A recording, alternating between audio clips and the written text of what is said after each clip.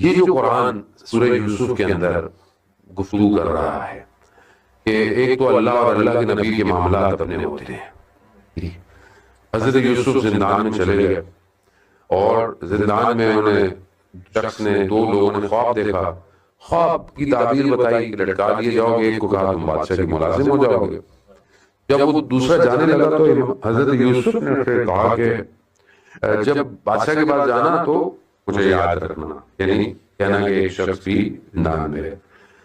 اللہ اور اللہ کے جو ولی ہوتے ہیں ان کے معاملات الگ ہوتے ہیں.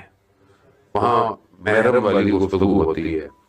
خدا کو پسند نہیں ہے کہ کوئی اس کا کسی اور سے مانگے.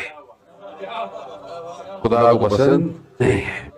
حضرت یوسف نے جب اسے یہ کہا نا کہ یاد رکھنا، تو وہاں اللہ نے اپنے نبی سے 7 سال زندان کے بڑھا دیے. کہا یوسف ہم نے تمہیں کنویں سے باہر نکالا، ہم نے 7 بند دروازوں کو کھولا. اس کی کیا ضرورت تھی؟ 7 سال زندان بڑھ گیا. اب دیکھیں ایسا نہیں ہے کہ اللہ کا اپنا پلان ہے، اللہ کے ولی کے لیے اللہ کا پلان ہے. اب جب خدا نے نکالنا تھا تو کیا کیا خدا نے؟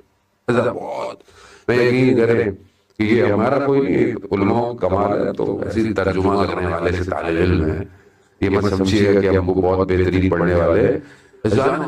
کیا لطیف قرآن ہے، اور یہ بہت ضروری ہے آج کے زمانے میں. ایمان جب تک اسٹرانگ نہ ہو کوئی کام نہیں ہو سکتا، کچھ بھی نہیں ہو سکتا. اب آپ دیکھیں کہ اللہ نے جب اپنے ولی کو نکالنا تھا تو کیا کیا؟ خواب دکھایا اس کو، بادشاہ کو. پیڑ گائیں دکھائیں اس کو، کمزور دکھائیں، فلانی دکھائیں کہ جو اس کو کہا رہی ہیں. اب وہ اٹھا پریشان ہو گیا، اس کی تعبیر کون بتایا؟ پوری مملکت میں کوئی تعبیر نہیں بتا پایا. پھر اس کو ذہن میں آیا، کس نے دیا؟ خدا نے اس کے ذہن میں ڈلوایا کہ زندان میں ایک شخص ہے جو تعبیر بتاتا ہے. پھر وہ آیا، پھر تعبیر. اب آپ اس پہ بڑا کرم دیکھیں نا کہ جو اللہ کے نبی نے تعبیر بتائی. تعبیر کیا تھی؟ جو تعبیر بتائی کہ 7 سال خشک، اچھا گندم ہوگی، بہترین ہوگی، خوشحالی ہوگی، 7 سال خشک سالی ہوگی، یعنی کہتی پڑ جائے گی. یہ تعبیر بتائی. اب جو نبی نے تعبیر بتائی اللہ نے کائنات کا نظام ویسے کر دیا. جو تعبیر نبی بتا رہا ہے 7 سال سب ہوگا، بارش ہوگی، گندم نکلے گی. 7 سال اب یہ کیا گندم نکلنا، بارش نکلنا کیسے ہوتا ہے؟ کوئی چمچ جلانا ہے؟ آب و ہوا ہوگی، پوری سسٹم چینج ہو جائے گا، گندم نکلے گی زمین سے جاری. 7 سال کہتی ہوگی، یعنی بادل ہی نہیں آئیں گے، کچھ بھی نہیں آئے گا. جو نبی نے بولا کائنات کا سسٹم ویسی ہو گیا.